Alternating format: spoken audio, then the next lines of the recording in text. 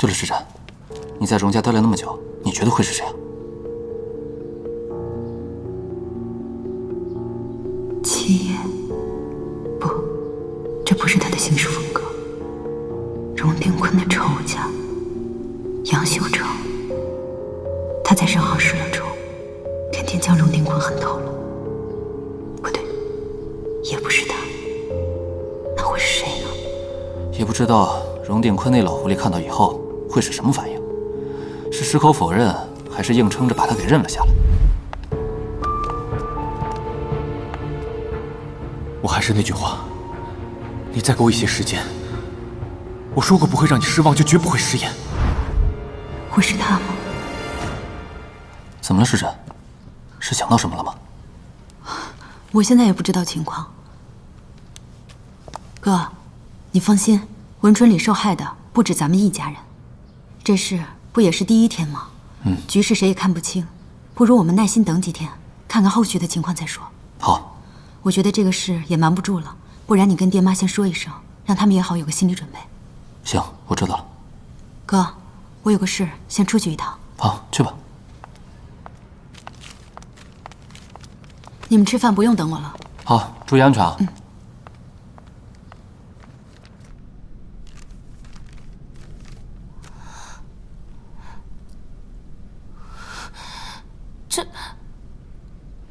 姐，你说这报纸上说的是不是真的呀？我也不知道，我也问大哥了，但他什么也没跟我们说，就让我们这阵子在家待着，哪儿也别去。冯先生也是文春里的，他之前说过，他家被火烧了，他爹也受了伤。你说，冯先生看完报纸该怎么想啊？我也不知道，这就算要定性，也得等法院判吧。哪能任凭这报纸上说三道四的？姐，你说是谁把这事儿告诉报社的？你看，这上面写的杨某，会不会是秀成哥啊？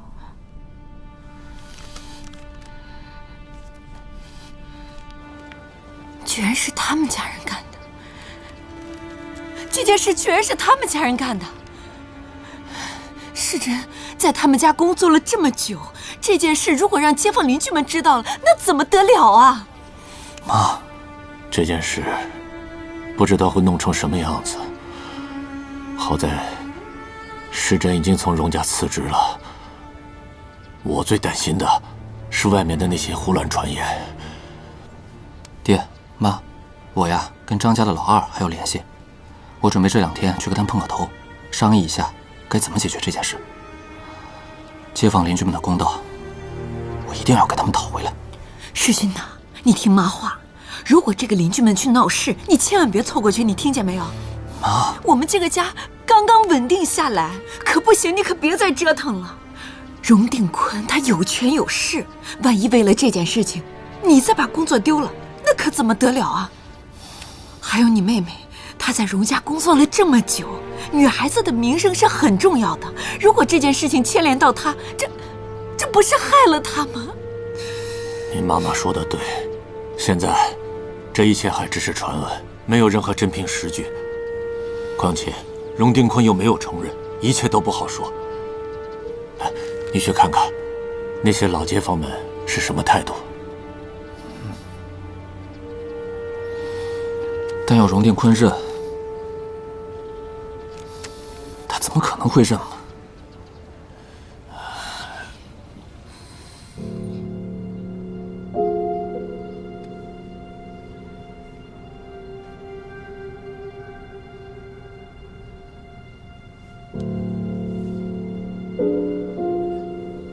今天你来找我，是有什么事情吗？打扰七爷了，也不是什么大事，我就是有些没头绪。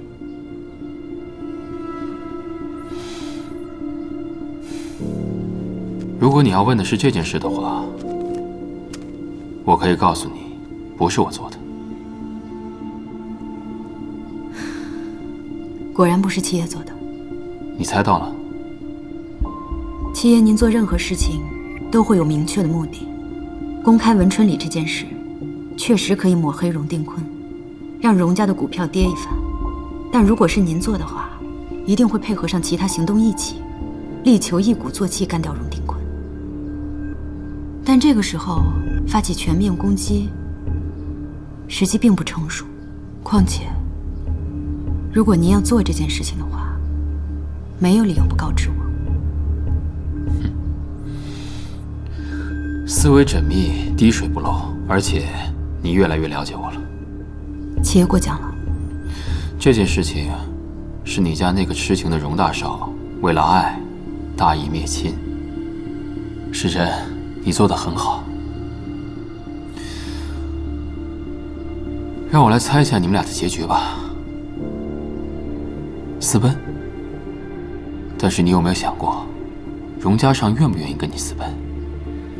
以及到一半的时候，你会不会改变主意？你要是中途反悔了，回来找我，我定会好生安置你。毕竟这个世上男人多了去了，但我们聪明的小世珍却只有一个。秦爷说笑了。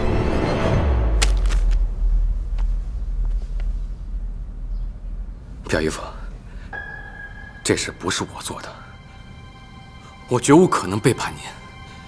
纵使我要毁掉您的清名，与我杨秀成有什么好处？现在整个上海滩的人都知道我是您的走狗，我要到处替您杀人放火。我今日还接到族里长辈的电话，那边不分青红皂白把我骂得狗血喷头，说要把我逐出族里。我的家人还在靠族里人照顾。就算我要背叛您，我不至于弃我的家人于不顾吧？我要是不好过，你会更不好过。义父，我一定会彻查此事，一定把这个人给找出来。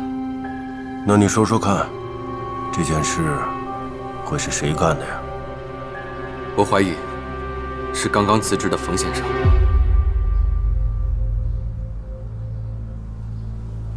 接着说。天底下没有那么巧的事情。他们家被我们放火烧了，他就来荣家做家庭教师。他来我们荣家这几个月来，大事小事不断，从来没有消停过。虽说都牵扯不到他身上，但是他在荣家来去自如，跟下人又混得熟，谁知道他暗地里打探了多少秘密？最巧的是，他这前脚刚刚辞职，后脚丑闻就爆出来了。说来说去，都是女人的错呗。杨表哥，你也是接受过新思潮的大学生，怎么还是继承了把黑锅随便推给女人的好习惯呢？家长，我知道你喜欢他，但不能因为这个你就如此武断，一味地替他辩驳。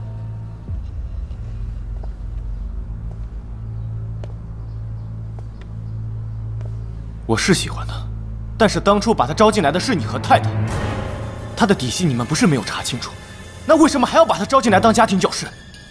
我倒要问问你，你到底是什么用意？当初招他进来，就是因为他动机可疑，招他进来就是为了盯住他。你说的这番话，小孩子都不信。你不就是想说，我们家最近发生的事情都是冯先生背后搞鬼吗？那我倒要问问你，孙少卿逃跑，可以说是冯世珍怂恿的，没关系。但是知慧表姐，知慧表姐的事情跟他又有什么关系？无论是把他招进来之前，还是聘用了他的几个月，你我都反复调查过了，暗中也派人盯梢了，最后还用上了测谎仪，不是什么都没有发现吗？现在在报道上写的，连皮包公司的事情都清清楚楚，我就不信他一个小老师能有这么大的能耐。表哥，我相信你没有泄密，但是你不能找不到泄密的人，就随便拉一个人来顶包。好了，现在说这些都没有意义。当务之急是要看看怎么解决。现在这事闹得满城风雨，记者把荣家都围住了，荣家的人连门都出不去。不仅如此，文春里的那帮灾民还想就着此事闹事呢。一帮平头百姓还怕他们闹事吗？真是太岁头上动土，活腻歪了。表姨父的意思是，荣家手下那么多打手，干什么吃的？你派人盯紧文春里，谁敢闹事就往死里打，打不死打成残废也成。至于那个始作俑者，你得好好查一查，修成，看看是谁跟我荣定坤作对。姨父放心，就算掘地3尺，我也要把这个人给挖出来。那帮记者如何处理？嘉上，你跟云池熟，你去跟他说一说，拿出个替罪羊来，说这事儿跟荣家没关系，好好打点一下。爹这么做的确能出一口恶气，但是儿子始终认为有些不妥。怎么不妥呀？既然这件事情背后有人怂恿，那不闹是不可能的。现在所有事情的风头都集中在我们荣家，文春里那帮人要是出了什么事情，外界肯定会联系到我们家，事情只会越闹越大，到时候我们有嘴也说不清楚。更何况现在背后的人还没查出来，我们在明，对方在暗，这件事情越拖只会闹得越大，对我们荣家越是不利。爹，我认为当务之急，我们应该以最快的速度让荣家和这件事情撇清关系。你说的确实有道理，那你说说看，该怎么解决呀？爹，您若是放心的话，这件事情交给我来办，我保证在3天之内把这件事情平息下去。只不过需要花点钱罢了。钱不是问题。好，这件事情就交给你去处理。你们去吧，我累了。是。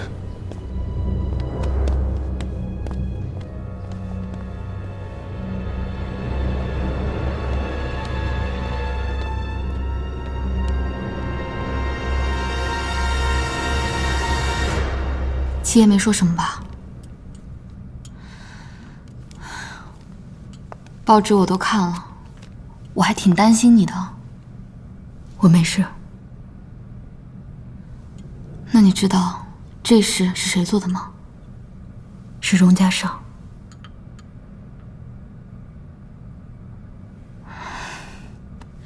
世珍，你努力了这么久，不就是为了这个吗？那你觉得他会为了你逼他爹认罪吗？我不知道。世珍，你对他终究还是有期待的。宝莉，我最近越来越分不清楚，我对他到底是真还是假。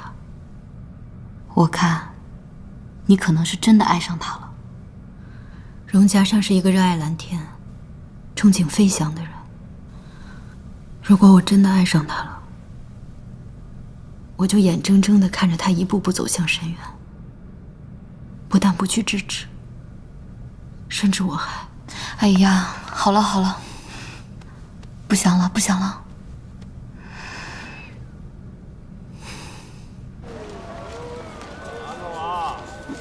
我就玩会儿啊，别跑远啊。这都是新鲜的啊。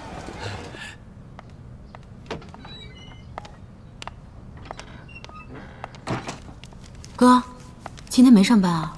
啊，我今天轮休。对了，世珍，一会儿啊，你跟我去个集会。什么集会？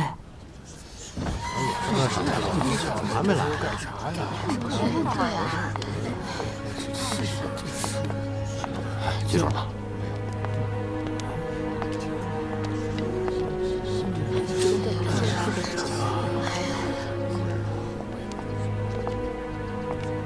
师兄，来了。师兄，这次你能来真是太好了。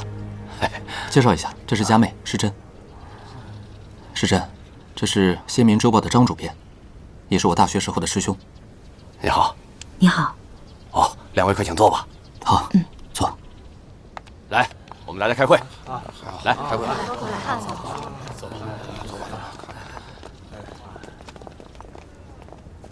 各位，冯医生之前后救文春里的事，已经谈了好几次了。虽然不知道是荣定坤的哪个仇家，但是也算是帮了我们一个大忙。只是事情进展到这一步，想要再进一步，就难了。是啊，终究是证据不充足，而荣定坤的势力实在是太强大了。政府现在忙着打仗，法纪败坏，谁又有功夫来主持这个公道呢？那你今天叫我们来这儿做什么？告又告不了他，只能在报纸上骂他几句。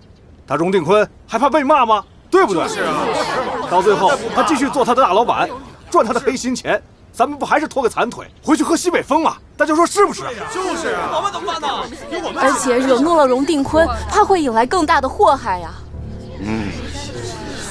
这告密的不是我们，荣家要是怀疑我们，反过来报复我们怎么办？那我们这不是以卵击石吗？这咱可得罪不起。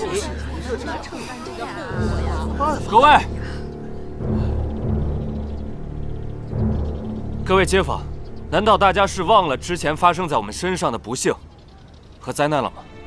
那能忘啊？是，我们之前都不算什么富贵人家，但至少衣食无忧吧。可就是因为那场突如其来的大火，我们的一切全变了。李大哥，您的双眼被烟熏瞎了，自此再也无法救赎。王嫂子，您的儿子女儿可是双双葬身于大火之中啊！还有黄大哥，您的腿被横梁砸断了，自此工作丢了，就连嫂子也离你而去了。我说这些事情，不是想揭开旧伤疤，惹大家不开心，而是我们本可以非常美好的生活下去，就因为一场大火，把我们的一切都变了，都毁了。各位难道不气愤吗？不怨恨吗？还是说，我们就选择遗忘，得过且过，继续我们新的生活了？当然不能就这么放过他。我孤家寡人一个，就算拼了这条命，去找荣定坤报仇，也就死我一个人。可在场的街坊邻居，你们都上有老，下有小。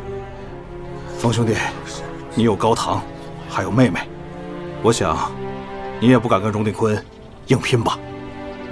大家说是不是？是啊，都相互理解吧。是啊，不是不恨，可总得有个法子啊。这大家老的老，残的残，要真是光棍啊，舍得一身剐，敢把皇帝拉下马，跟那荣定坤拼了。是。可是现在拼了，偏偏大伙家里有老有小，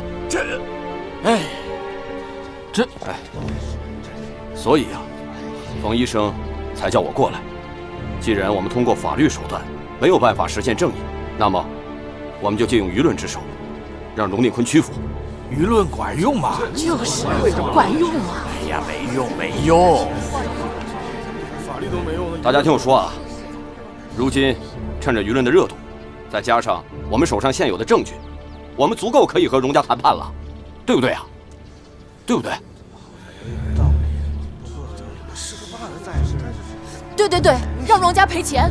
不能就这么算了，我家可是死了3个人的，要让荣定坤给死的人磕头谢罪。对，走，现在就去荣家，让荣定坤给咱们一个说法。走。各位，大哥，大家不能就这么去啊，我们得先有个谈判的计划，还得推选出来一个谈判的代表啊。谈判代表？没事的，你先坐吧。谈判，我有经验，我去谈判。你买菜都不会砍价，懂什么谈判呢？我看还是我去的为好啊！哎，刘老哥，我们之中你欠债最多，也最缺钱，可别到时候得了荣定坤的好处，再把我们大家给出卖了。你这是什么话呀？你不能这么怀疑我吧你？你不能怀疑我啊！你这样说是不是？那是应笑话了。这些街坊以前不是这样的。灾难会彻底的改变一个人的。生活陷入困境，就会让人变得更加尽力，这也是本能所使。这不是为大家好吗？好了好了好了，你们都是粗人。冯先生是刘过阳回来的，我看还是让他去做代表吧。刘洋回来怎么了？刘洋就比我们高一等吗？况且他妹妹还不是给荣家当家庭教师呢吗？你怎么知道他们两家不会通气了呢？啊？是啊，冯小姐好像和荣家大少爷不清白呢，别到时候贪了我们赔偿银子给他做了嫁妆。姨，您这话可就不对了，我家妹子和荣家可没有半点关系了。你说没有就没有，你家妹子在荣家做家庭教师总是事实吧？现在不认了，真假全凭你们一张嘴啊！说的什么话呀？冯医生难道不是我们一条船上的人吗？人家好心的张罗，你们这些人各自有私心，内斗不断，还把人家好心拉下水了。往日做街坊邻居的时候，一个个人模人样的，现在一把火把你们烧出原形了啊！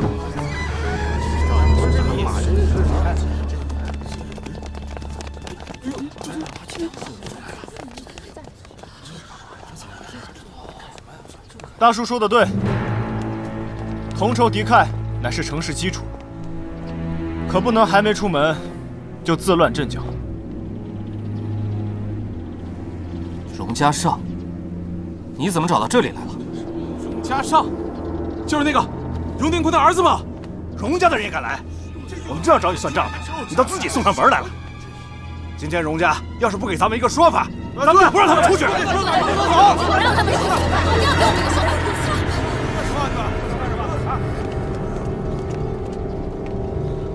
我们是来商谈的，别吓到他。最近一直有传言，说当初文春里的大火是我爹派人做下的，为的就是收下那块地。关于这件事情呢，我今天过来和大家解释一下。我爹当初的确是想收下文春里那块地，可是因为价格居高不下，一早就放弃了。实际火烧文春里的人，欠下我爹巨债，用文春里抵的债，所以此事并不是我爹所为。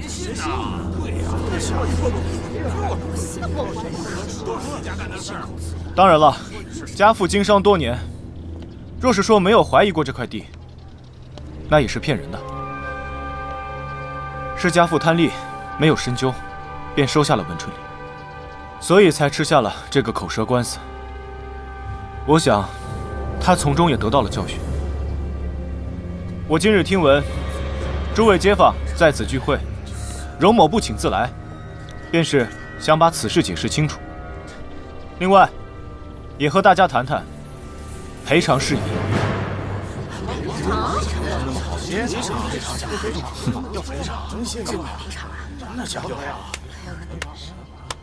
荣大少爷，您可真会编故事啊！您这样不去写小说，实在可惜了。如若真如您所说，那么那位欠荣家钱的人，可否请他过来，为您的话作证？是啊，请过来嘛。很抱歉，那个人后来又欠了青帮的债，在半年前已经被打死了。相关的文件、资料、罪证，我都已经提交了警察局。诸位街坊若是不信，可以亲自去警察局里查问。那你的意思就是死无对证？若真要这么说，也的确如此。那我们要怎么相信你们家是无辜的？可是你们也没有证据能证明此事就是家父所为。如果不是你们家做的，那你今天来这儿做什么？就是啊，这跟他家没关系，他来干嘛呀？要不然你没事来干什么呀？啊，不是他，就是他来干什么？诸位，此事确实不是家父所为，但是也因为家父当初逼债，让对方铤而走险，从而酿下了大祸。荣家素来宽厚，我同家父商议后决定，我们也会承担责任。真是虚伪！杀人放火的是你们，现在行善积德装好人的又是你们。荣家尚，你跟你爹还真是如出一辙呀！先生，站住！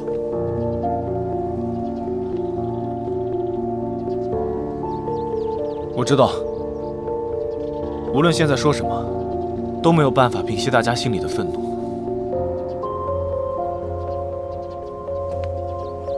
抬上来。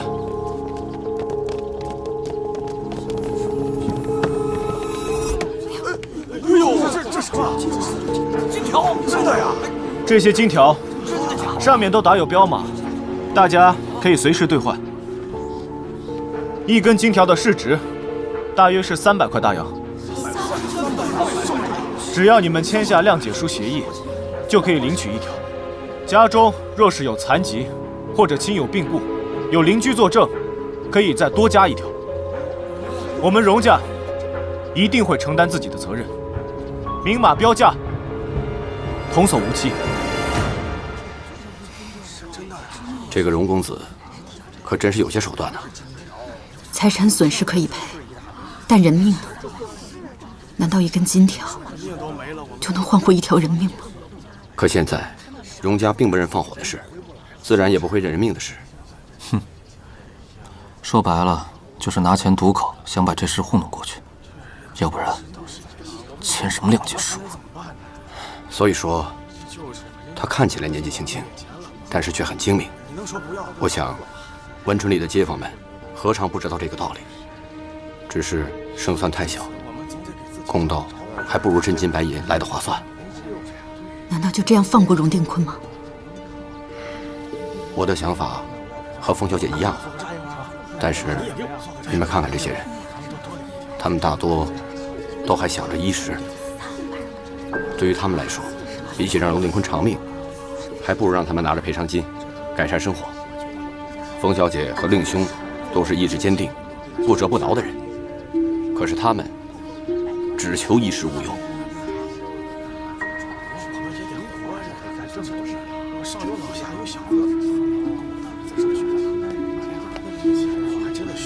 我签。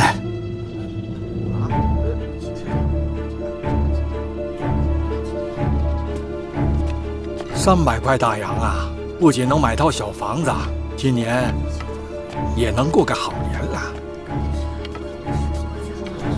哎，这荣家还真是爽快。如今我们不用吵不用闹，只需要签字罢了。我签。哎，我也去。就是啊，多一事不如少一事，咱们就息事宁人吧。哎呀，对呀，对。一起去吃。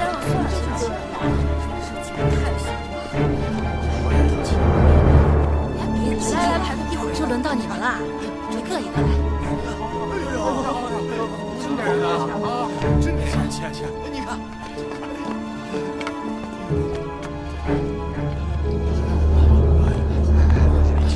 世珍，世珍，哎，世俊，没事。你妹妹是个有主意的人。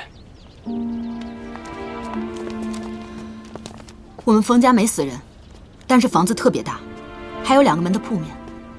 荣大少，你看这个账该怎么算？冯家情况特殊，理应给双倍的金条。荣家权势在握，人脉通达，今天肯拿金条来买我们闭嘴，还真是下了血本了。我这个当先生的，怎么能不捧我学生的场呢？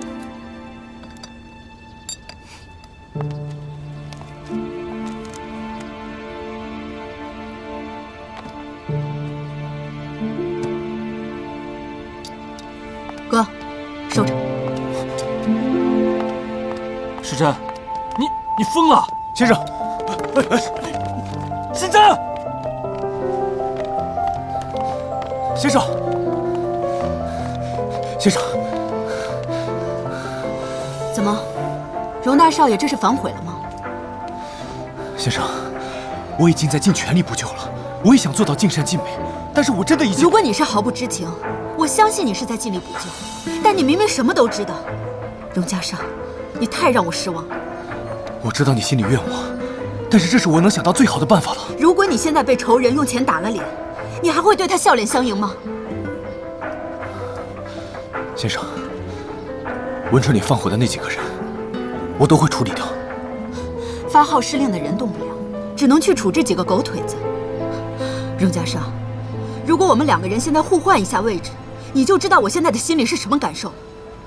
如果是我爹烧了你们家，我现在把钱甩在你脸上，还让你别抱怨，最好还能和我谈情说爱，你扪心自问，你能做到吗？时珍，难道只有我不做荣家人，我们才有一丝机会吗？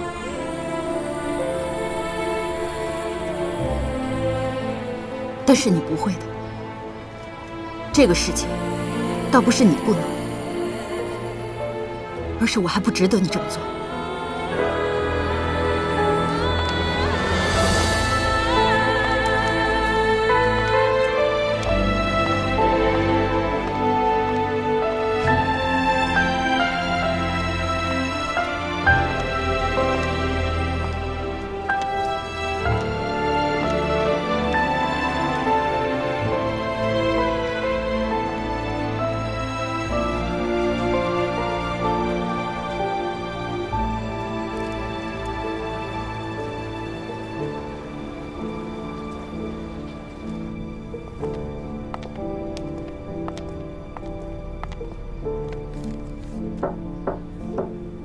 进来。荣老板，有一位桥本小姐来访。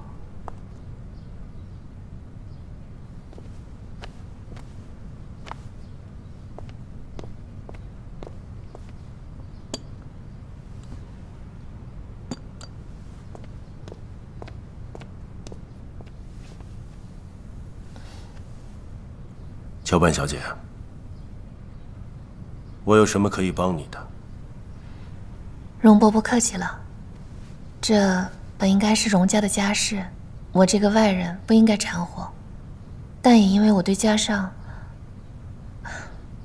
我不想家上再继续被蒙蔽了，不想到时候他伤了心，您伤了财。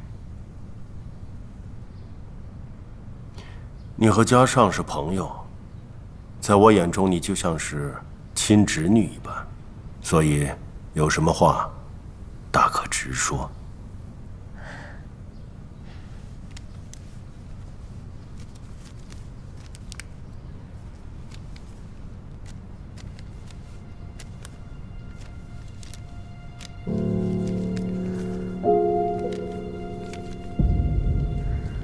半个月前，我和弟弟去杭州拜访远亲，在酒店不小心碰到了杜小姐和她的朋友，就顺手拍了这张照片。但荣伯伯，您千万不要误会，我绝对不是出于嫉妒，也不是想要破坏什么。弟弟也劝我寄封匿名信就算了，但我觉得还是要公开跟您说一说，不要做背后嚼舌根的小人。这照片确实不能让家上看到，不过还是要感谢桥本小姐细心体贴呀。荣伯伯见外了，我们两家关系非同一般，这点小事不足挂齿。我只是听家上说你们是朋友，但是真没想到桥本小姐是如此的聪慧机敏，让我印象深刻呀。好了，不绕弯子了，还有什么话不必对我隐瞒。那我就直说了。说句心里话，我对家上的感情其实一直都没有变过。他生日那天，当我看到他订婚的时候，我心都碎了。后来又发现他未婚妻不忠，我更是替他感到愤怒、难过。家上在我心里一直都是天底下最好的男人。如果我是他的妻子，我一定会奉献出我的一生，让他幸福快乐。只是不知道还有没有这样的夫妻。一个女孩子把话说到这份上，不容易呀。我只是一个不懂事的晚辈，还请荣伯伯多多包涵。那么，给我一个理由，我为什么要帮你啊？杜兰心既然不守妇道，您大可以拿着证据去退婚。杜家理亏，您自然不会损失什么。而我会带着金麒麟嫁到府上。我知道容伯伯您想要这金麒麟，而且要得着急，而这东西只有家父视若珍宝。如果我能跟家上再续前缘，我一定会拿着金麒麟亲自送到您手中。况且在上言商，桥本家北方的航线其实也只拿出了一条与您共享，而我和弟弟都觉得，我们两家的合作可以再紧密些。容伯伯，您相信我，只有我才可以让容家和桥本家融为一体。我这个弟弟一生理想不过吃喝玩乐，等到他继承了桥本家，最后还是得由我来管理。如果我嫁到容家，我管理和容家管理又有什么区别呢？这样一来，岂不是容家吞并了桥本家？你甘心吗？我如果嫁给了家上，我自然就是容家人了。不管是容家也好，桥本家也罢，最后不都得给我的儿女吗？我也不是那短视自私的人，眼前不会只有那1亩3分地。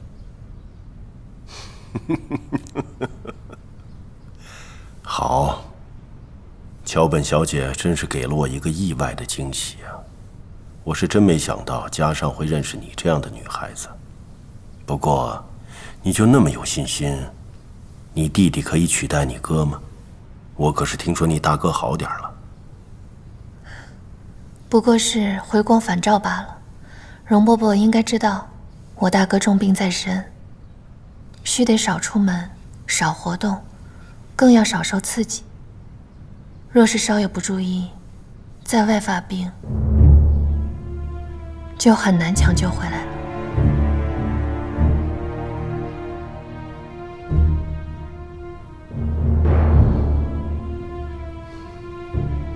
喝茶。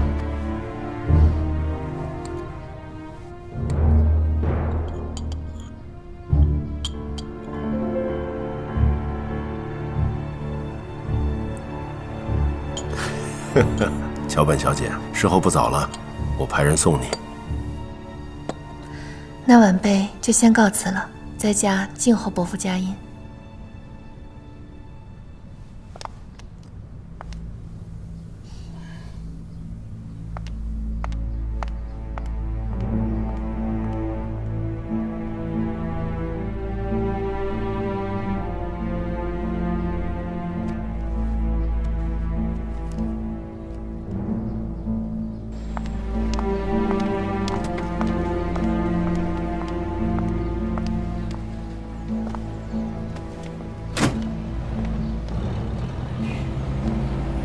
等等，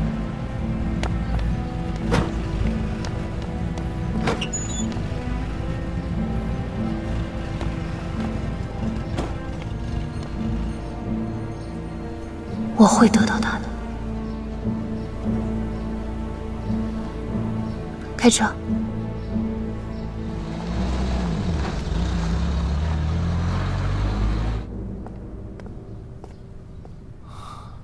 爹。都办好了。是啊。冯家呢？都签了合同了。居然没有闹啊！冯世勋闹了一场，冯世珍签了合同，他也无话可说。看来他们还挺识相的。你都办好了，我就不多言了。你看看这个吧。这是什么？刚才桥本师之来了，带着这张照片，还说了好多话，不过就一个意思，让我们和杜家退婚，娶她。他会带着桥本的家产和金麒麟嫁过来。他还让我帮助他除掉他大哥。哼，真没看出来啊，一个小姑娘野心不小。爹。那您打算怎么办？准备答应他吗？哼，那可是桥本正三的嫡长子，我怎么会被区区一个女人的话得罪整个桥本家族？至于婚事，一个出身卑微的日本人的庶女，小小年纪心机深沉，为了谋权夺利，不惜残害自己的家人。这样的人，合作利用尚可，做家人万万不可。既然如此，不如先和杜家退婚吧。杜兰心这个水性杨花的女人，自己做的丑事，我们和她退婚，理所应当。不过这事不可急于一时。您到底打算如何处置？下个月在世博馆会举办5年1届的华中古玩慈善拍卖会，咱们全家都去。你带上杜兰心，把这几张帖子给桥本家送去，也算是我给桥本小姐行个方便吧。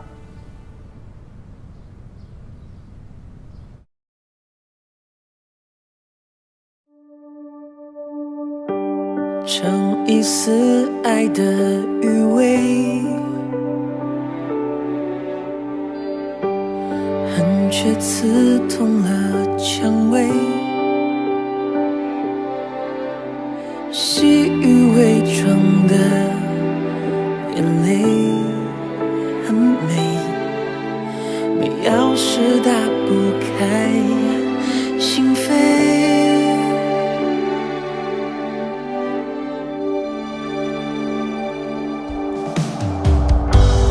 有谁知未来的路，月儿不必人孤独，独坐等清风一树海棠红啊，与你共舞，又会一颗痛步，